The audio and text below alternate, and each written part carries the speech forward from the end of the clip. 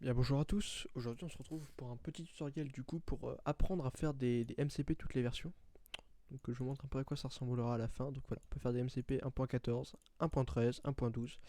Et en fait ça c'est surtout pour en fait tout ce qui va être version qui n'est pas sur ce site là, Minecraft Coder Pack, voilà. Toutes les versions en fait qui ne seront pas sur ce site là, vous pourrez les faire justement là. Donc ça c'est l'avantage. Donc on va tout de suite commencer, hein, je vais aller droit au but. Donc, premièrement, ce que vous allez faire en fait, c'est juste que moi en fait, je vais d'abord expliquer le tutoriel à l'oral en français, parce qu'en fait, il n'y a pas beaucoup ça sur internet. Et j'ajouterai aussi une petite touche pour justement installer un mapping directement dans le MCP. Donc premièrement, vous allez aller sur le site. De toute façon, je vous mettrai tout dans un GDoc. Vous allez aller premièrement sur le site, donc MCP config. Donc qu'est-ce que c'est? C'est un utilité en fait sous Gradle qui permet en fait de télécharger directement les sources d'un client. Donc vous pouvez soit le cloner directement avec une commande, soit le télécharger. Personnellement, moi je l'ai déjà téléchargé. Donc ce que je vais faire, hop, ce que je vais faire moi, c'est que je vais tout importer là-dedans. Voilà. Tout ça, on va le copier-coller là-dedans. Et on se retrouve juste après. Bon voilà, du coup, une fois que tout ça est installé, une fois que vous avez, pas installé je veux dire, mais plutôt mis sur vos fichiers, une fois que tout ça s'est décompilé, ça vous pouvez le fermer. Et du coup, on se retrouve avec quelques fichiers. Ensuite, ce qu'on va faire, c'est que donc vous allez aller sur le lien, le second lien que je vous aurai envoyé. Hop, celui-là, on peut le fermer. Et du coup, ça va nous permettre, en fait, donc du coup, d'avoir des choses assez sympas dans notre client, en fait, dans ce qu'on va décompiler. Parce que justement, on pourra avoir le nom des variables, le nom des vraies variables, etc. Parce qu'en fait, ce qu'il faut savoir, c'est que Minecraft de base est obfusqué. Donc c'est des variables avec un nom spécial un peu. Donc vous allez télécharger ça. Et une fois que vous aurez téléchargé ça, vous allez prendre donc le build.gradle qui est à l'intérieur et juste le glisse et remplacer en fait celui qu'on a actuellement. Donc voilà, il y a des petites choses qui s'ajoutent, on a des petits imports en plus. Et ensuite ce que vous allez faire, c'est que là vous avez encore un dossier CSV mapping. Donc vous allez cliquer sur build src, src main java, et vous allez implémenter ça là-dedans. Voilà, donc comme ça on se retrouve avec des petites classes, tout ça, qui vont nous servir à télécharger directement, implémenter le MCP. Donc oui, on va tout de suite aller faire un tri aussi. Parce que voilà, vous pouvez voir, vous avez plein de versions. Donc déjà, toutes les snapshots ne marcheront pas avec le mapping. Ça voudra dire que vous n'aurez pas le nom officiel des variables. Donc en général, ça on peut les dégager. Moi j'ai dégagé parce qu'en général elles sont buggées ou il y a des trucs comme ça qui vont pas dedans.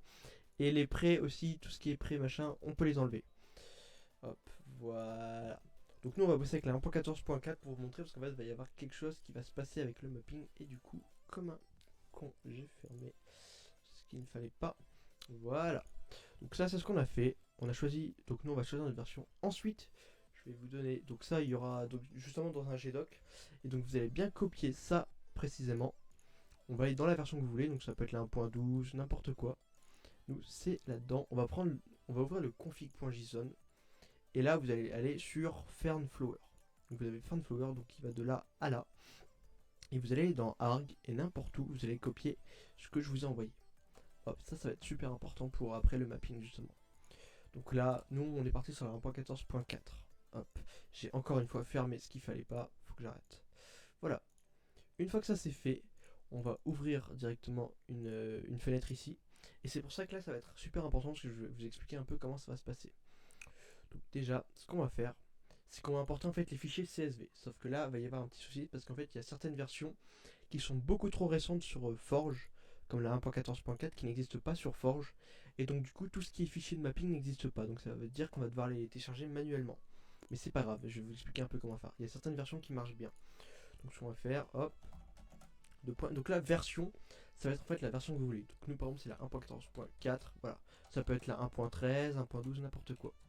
Hop, et donc là, download CSVS. Voilà. Et du coup là, donc on va avoir toute la phase de compilation, tout ça. Et là, je vais vous montrer que là, justement, voilà. Donc ça, c'est normal, tout ça, ça va build, justement, c'est tout à fait normal. Et là, vous allez voir qu'il va y avoir une erreur. Je vais vous expliquer un peu pourquoi. Ouvrons ça en grand écran. Voilà. Donc là, on peut voir qu'il y a un build qui en gros, le build n'a pas marché. Pourquoi? Parce que vous pouvez voir qu'ici, voilà, donc sur les fichiers officiels de Minecraft, le dossier 1.14.4 n'existe pas encore. Mais c'est pas grave parce que justement, on a un site qui s'appelle MCBot qui existe, qui est vraiment pratique. Donc voilà, vous allez aller dessus et donc là, de toute façon, vous aurez juste à cliquer dessus dans Data Export quand vous êtes dessus. Et là, vous voyez, vous avez trois fichiers CSV. Donc vous pouvez prendre n'importe quelle version. Nous, on va prendre la 1.14.3 par exemple, là, dans ce cas-là. Donc bon, la 1.14.3 se rapproche beaucoup de la 1.14.4, du coup, ça peut le faire, ça marche. Et donc, bah nous, comme ça n'a pas marché, du coup, comme ça n'a pas marché, du coup, on va aller dans 1.14.4 et vous pouvez voir qu'il y a un fichier qui s'est créé, qui n'existe pas dans les autres.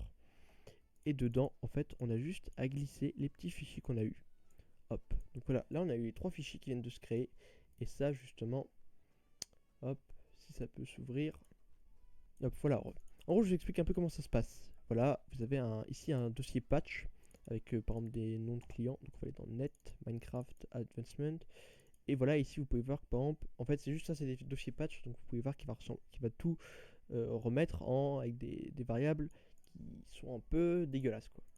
Et justement, nous, ce qu'il va s'occuper de faire, c'est qu'en fait, il va remplacer ces variables par des noms de variables plus compréhensibles. Bon, après, je dis pas que ça va être ça pour tout, parce qu'il y aura encore des variables qui seront à l'état obfusqué, mais du coup, ça, c'est pas grave.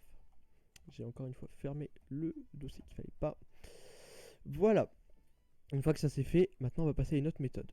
Donc, du coup, là, on a téléchargé en fait tout ce qui va être mapping, ce qui va ressembler les variables. Maintenant, il va falloir compiler, non, même décompiler, je veux dire plutôt, et avoir le code. Donc là, on a deux méthodes. Soit on décompile le client, donc ça va être tout ce qui va être le jeu et tout. Soit on décompile le serveur. Donc nous, le serveur, on n'a pas besoin. Ça, c'est si vous voulez faire votre propre serveur à vous. Mais en général, c'est mieux de prendre directement un fork Spygot et puis de s'en occuper soi-même. Hop, donc, du coup, hop, deux points. Donc là, on va mettre encore notre version.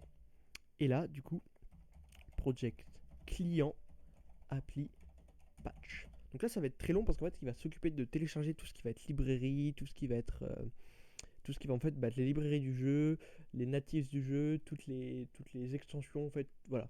Voilà, vous allez voir que ça va prendre longtemps et du coup on se retrouve juste après. Et bon voilà, du coup ça a pris un peu de temps, comme vous pouvez le voir, voilà, ça prend vraiment longtemps. Et à la fin on arrive sur tout ce qui est en fait téléchargement des serveurs, les injections, tout ça. Et du coup, bon voilà, vous pouvez voir que ça m'a pris 10 minutes à faire. Donc quand vous avez ça, c'est que si jamais vous avez une erreur, là, c'est-à-dire qu'il y a un petit souci. Et du coup, build, voilà, vous avez toutes les librairies qui a été téléchargées. Et du coup, si on va dans version, vous pouvez voir que là, on a un client src main Java. Je viens juste voir qu'on a un petit souci qu'il faudra juste régler après. Et du coup, bah, là, on a les mappings. Mais vous pouvez voir que si jamais je vais là-dedans, main Java, net, voilà, par exemple, je sais pas, je prends advancement, vous pouvez voir qu'on a encore les vieux noms. Donc, du coup, nous, ce qu'on va faire, hein, ça va être très simple, c'est que maintenant, on va aller appliquer tout ce qui est CSV. Donc, du coup, pour ce faire, hop. Maintenant, on va faire donc la version, voilà, c'est la version que vous avez faite. Donc, moi, c'est 1.14.4. Ensuite, project. Et donc là, project type, en fait, ça va être, donc, ça dépend si vous avez fait client ou serveur. Donc, nous, on a fait client, donc client, appli, non, CSVS. Hop, voilà, comme ça. Donc là, il va nous recompiler un peu tout le code. Et vous allez voir que là, en général, c'est une fonction qui est très rapide. Ça prend quoi, 30 secondes à se faire. Et du coup, on va aller dans 1.14. On va juste attendre que ça se fasse. Normalement, c'est rapide. Oui, on va prendre aussi ça. Parce qu'en fait, ça, c'est quelque chose qu'on doit mettre dedans. Du coup, là, en fait, normalement, c'est une injection qui est censée se faire, mais il l'a pas injecté. Donc, du coup, ça, vous allez le copier. Vous allez dans Project. Voilà, donc on peut voir que ça s'est fait en 30 secondes. Client. Donc là, vous pouvez voir que vous avez maintenant deux SRC. Donc ça, c'est le SRC de base, avec tous les vieilles variables, tout ça qui est un peu dégueulasse. Et ça, en fait, c'est celui avec les mappings. Donc celui-là, vous pouvez le renommer SRC original, ou même aller complètement le supprimer, ça, vous faites comme vous voulez. Et celui-là, vous pouvez le renommer SRC. Hop, maintenant vous allez dans main Java. Vous faites aussi un coller. Comme ça, vous avez le MCP qui se crée avec le client. Ça, c'est une méthode qu'il va nous falloir. Et le client, donc ça, c'est le start pour lancer le jeu. Voilà. Et du coup, vous pouvez voir maintenant que si on va dans Net Minecraft, donc on a toujours tout le code. Et si je vais dans Advancement, vous pouvez voir que maintenant, voilà, j'ai le mapping. Du coup, bon, il y a encore quelques petits trucs comme ça qui restent par-ci par-là. Mais après, je pense que c'est peut-être parce que j'ai pris en fait la 1.14.3 et la 1.14.4. Et voilà. Du coup, oui, donc j'y repense juste pour la méthode que j'ai fait là tout à l'heure. Ça, vous pouvez la faire directement si vous voulez. Juste en téléchargeant directement, là, vous pouvez voir, vous avez une liste stable, tout ça. Ou alors directement, vous faites la méthode donc qui était de tout à l'heure. Du coup, attendez, hop, juste que j'ouvre ça, qui était juste directement de télécharger comme ça download CSVS et ça va le faire tout seul. Et finalement, donc là voilà, maintenant c'est bon, on a notre code. Et finalement, si vous voulez, une dernière méthode, si vous voulez, le point jar, du coup, vous aurez juste à effectuer la commande donc Gradle build et voilà, vous aurez un point jar exécutable et vous serez bon. Mais du coup, là, ce que vous avez juste à faire, du, hop, voilà, du coup, donc maintenant, ce que vous avez juste à faire, c'est juste ouvrir, donc par exemple, Eclipse ou IntelliJ dans votre projet. Vous avez juste à ouvrir par exemple le projet, donc là, ici, ce serait votre workspace. Et là, vous avez votre main Java, donc là, bon, c'est des petites infos ici. Et du coup, si vous voulez dev, voilà, maintenant vous avez tout ça. Hop, voilà, je sais pas, on va par exemple aller dans client. Là, voilà, vous avez tout ce qui est système de GUI, tout ça. Voilà, vous avez vraiment plein de choses. Et on peut voir que vraiment presque tout est remplacé. Bon, il y en a certains des fois qui ne sont pas forcément remplacés. Mais en général, la plupart du temps, on comprend. Et voilà, je pense que c'est beaucoup plus beau d'avoir un code comme ça que du coup d'avoir un code et in-game GUI. Et vous pouvez voir que là, directement, c'est. Il y a une différence quoi.